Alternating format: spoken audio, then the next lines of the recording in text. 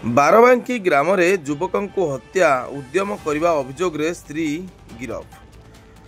कलिंग नगर थाना अंतर्गत बारबांकी ग्राम सालखान सोरेन पुओ पीठ सोरेन युवती पार्वती बाद्रा को भल पाई निज घरे रखिथिला हेले पारंपरिक भावे विवाह करनथिला। पार्वती बारंबार विवाह करने को जिद करथिले मध्य निज बापा मृत्युर प्रथम वार्षिक पूर्ण होई नथिबा कही पीठ विवाह को गड़ाई चलुथिले। एथिरे उत्क्षिप्त होई पार्वती पीठर समस्त सर्टिफिकेट चिरीदेवा सह एक मोबाइल फोन को भांगी जाइथिला।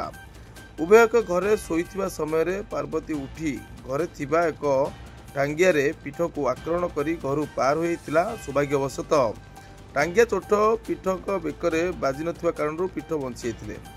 घटना संपर्क में पीठ परिवार पक्षर कलिंग थाना लिखित अभियोग होइथिला।